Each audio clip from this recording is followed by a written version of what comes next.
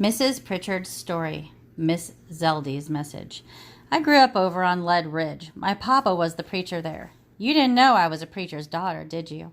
Papa was an educated man, been to seminary. He read books, even though we didn't have two pennies to rub together, ministering to the poor miners. We thought we were as rich as kings the way Mama sewed and cooked. Papa was handy too, carving up tops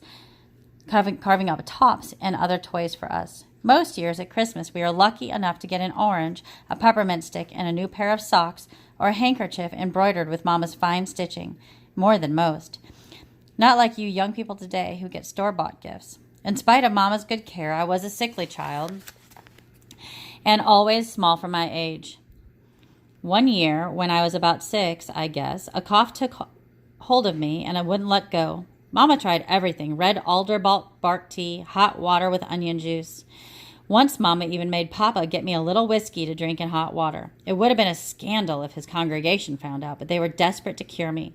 How people get to liking the taste of spirits, I'll never know, and I certainly hope you resist that temptation.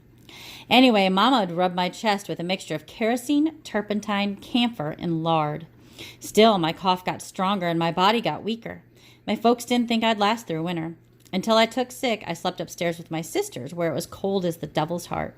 So Mama fixed me a bed downstairs in front of the stove, trying to keep me warm, and Papa carried me wherever I needed to go. Around Thanksgiving, the cough got worse. At Thanksgiving dinner, after Pa said grace, Ma choked up and got tears in her eyes. I don't feel thankful as I might, she said.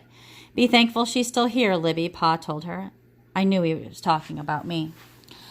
A while later, they got the doctor to come. He had the sad look of a man who's given up. When he took Mama and Papa aside to talk, he shook his head like there was nothing he could do. The fever's taken hold. If she'd only been stronger to start, I heard him say. She's in the Lord's hands now. Sure enough, I had a fever that left me shaking one minute and burning up the next. In between, I dreamed I was floating in the air right up next to the rafters of the room. On Christmas Eve, like in a dream, I heard Papa tell Mama to pray with him that I'd make it to Christmas morning. It was a rough night, and Mama never left my side a minute. The next day when I woke up, the first thing I laid eyes on was my stocking. Peeking up over the top was my very own baby doll, my precious Miss Zeldy. Oh, and there was a tiny chair and bed for her, carved by Papa. Mama had made all kinds of things for her, hats and aprons and such. Pretty things, even a coat with real fur. I thought Miss Zeldy was the most beautiful doll in the world. Little did I know what power she held. I cuddled and kissed her. Papa teased me by calling me Little Mama. I liked that. I thought of Miss Zeldy as my own baby as much as any of my 6 children were later on. That's the gospel truth. That night at bedtime, I heard Mama tell Papa she made it through the day. The doll has worked a miracle. Of course, he reminded her that only the Lord can work a miracle. Mama said she didn't care who made the miracle. She only cared that I was alive. I'd never heard Mama talk back to Papa like that before. I rocked Miss Zeldy and tucked her into bed next to mine. I left a thimbleful of water next to her tiny bed, like Mama left a cup of water by my bed. And later, when my fever rose and I felt that floating feeling again, I reached over and held on to Miss Zeldy. No matter how much I loved my doll, I still kept getting weaker and weaker.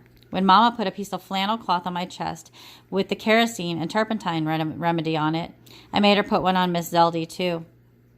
Every night, I put out a thimble of water and kissed her goodnight. Sometime between Christmas and New Year's, the doctor came to call. He still had that sad look. Her heart is weak. I heard him tell Mama and Papa, keep praying, but you'd best prepare for the worst. It was odd because even though I could hear them talking, I felt like I was floating on a cloud above them. What they said didn't seem to have anything to do with me. Floating felt nice. I was drifting further and farther away. I was gliding up to heaven. I'd always liked to watch the brown barn swallows soar and swoop across the sky. That's what I was doing, soaring and swooping, flying farther and farther away from Earth. Then I heard a voice. Although I'd never heard it before, I knew right away who that voice belonged to. Little Mama, I'm thirsty. Little Mama, I want something to drink, the voice called. I didn't like being interrupted. I wanted to float forever, but that voice kept calling me. Wake up, Little Mama, I need a drink. Give me a drink now, Mama, please. She was thirsty, you see, and I had to be a good mother like my own mama was. I had to stop floating and come back down to earth and get Miss Zeldy a drink. I was certain of it then as I am now. When I opened my eyes, her thimble of water had tipped over and was bone dry. I sat up straight in bed like I'd never been sick, and from that minute on I got better and better. The doctor said I was just out of my head until the fever broke. Papa called it a miracle and preached about it in church. When I tried to tell them I'd heard Miss Zeldy, they smiled and said it was the sickness. Why won't anyone believe it was my doll? I moaned in frustration. I believe you, Mama said. She kissed me goodnight, and she kissed Zeldy too. I'd never forgotten that she believed that this humble doll came to life for a few sweet moments to save my life. Yes, young man, to this day I know I wouldn't have ever awakened in the glory of this world again if she hadn't called for that water. I wouldn't have married Hank Pritchard, raised 6 healthy children, and taught Bible stories to young folks like you.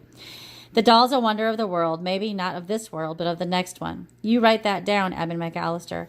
When I tell you this is a wonder, you'd better listen, because just as miracles were worked with loaves and fishes, one was worked through this doll. If anybody says it's not true, you have them come talk to me. There was no arguing with Mrs. Pritchard when she took that tone. I picked up my tablet and began to write. Even though her story was peculiar, by jiggers, it amazed me. It might even get me to Colorado. Even so, I knew I couldn't ever sit in Sunday school again without seeing that shriveled-up face and those hollowed eyes. I decided not to think about it for a while. Instead, I flew back down the hill with Saul at my heels, as if there was no such thing as gravity to hold me to the earth.